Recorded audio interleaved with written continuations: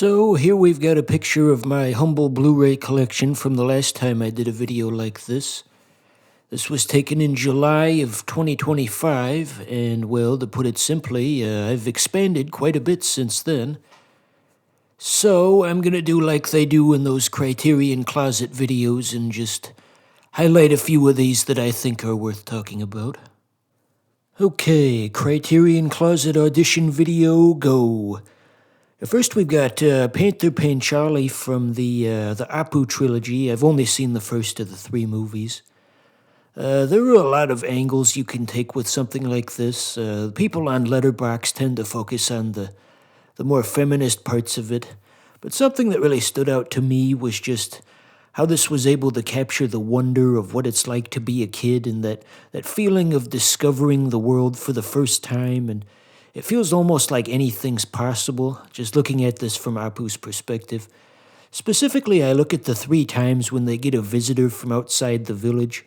There was the sweets man, there was the theater troupe, and there was the marching band. And every time someone from outside the village visits them, it's just like this magic moment where the visitor brings with them something that the people of the village could never obtain themselves. You have to think about what this looks like from a kid's perspective. You'd only have like this inkling of what the world outside the village was like, but you would assume it was just this incredible place where anything was possible. You've only seen 3 examples of what it's like, and they were all incredible. It's like, what else could be out there? And next up, we've got Fitzcarraldo and also The Burden of Dreams.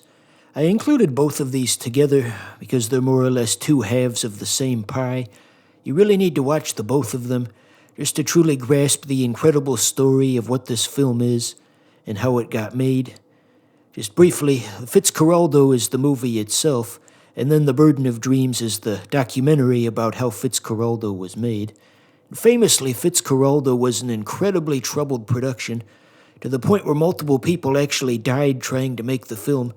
And once you watch both of these, and you realize just how dangerous and irresponsible this whole shoot was, you'll realize it's nothing short of a miracle that the death toll was only in the single digits, that only like 3 people died trying to make this movie and not 100 plus.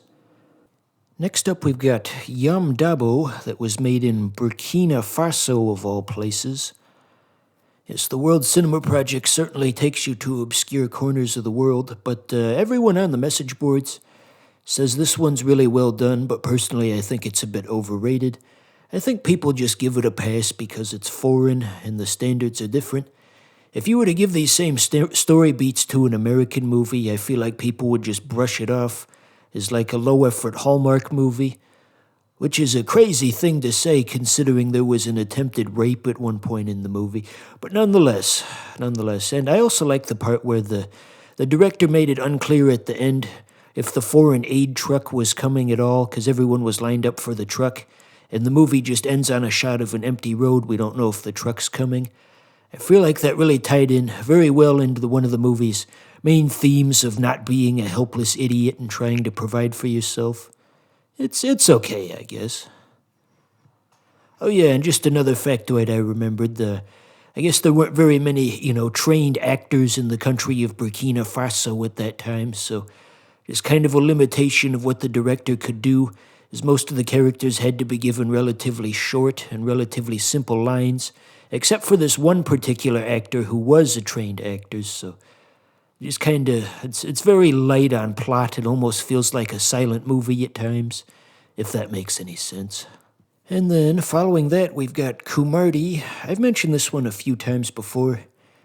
I think my assessment of it at this point is I need to watch it a second time.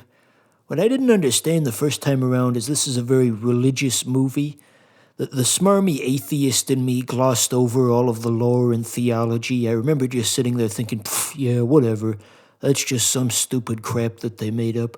And then by the end of the movie, it really felt like I had missed something. So I later watched the interview with the film scholars, in the special features. And I kind of had to facepalm when it all clicked for me what this movie's supposed to be. That the religious stuff is really the whole point of the film, and I glossed over it. That interview really gave me the cultural context that I was missing. They were trying to give me a full immersion tour of what that particular culture was like, and I didn't even realize it. So I definitely need to give this another chance now that I've been enlightened, so to speak. Getting into some of the more specific parts of it, though, I like the class dynamic that they briefly touched on with the stark difference between the poor rural Indians who make up the majority of the film and the wealthy Indians who speak English, where we just get a very brief glimpse into what their lives are like. The wealthy Indians never actually encounter Kumarty, and I gotta wonder what their reaction to him would be if they were to see him. I don't think they would receive him warmly. Their perspectives on life seem very grounded and almost atheistic. I don't think they'd be thrilled to discover that there was like an actual wizard out in the field behind their house doing God knows what. I think they would be quite alarmed at that. There's something about this film that's just so weirdly fascinating to me, and I think it just has to do with the fact that it's so culturally alien compared to what we're used to in the West. Fantastic Planet is another one that I've talked about previously, but one of the big surprises for me is just the amount of influence that this had on hip-hop and rap music, of all things. There's a really good compilation out there that tries to find all of the different rap songs that sampled the Fantastic Planet soundtrack. I'll put it in the description if I can remember. Then we've got Tetsuo the Iron Man 2. This one was more of a retelling of the first movie rather than a proper sequel, and I really wish they had explained that at some point. I feel like that would have made this a much more watchable movie, although perhaps being confusing and disorienting was maybe the point. But I feel like just one line of dialogue would have gone a long way towards the overall watchability. But regardless, since it's a retelling of the first one, there are certainly some narrative elements that appear in both movies. Like, both films have a lot of very gay undertones, and I guess unfortunately both movies also have a rape scene at some point.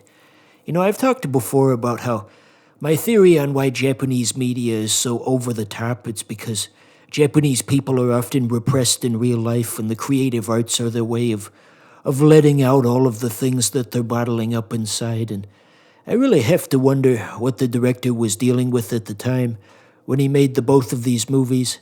And I guess also everything that he worked on after that. His whole filmography is pretty rough. Overall, I like the first one a bit more, though. The first movie's a bit narratively tighter than the second.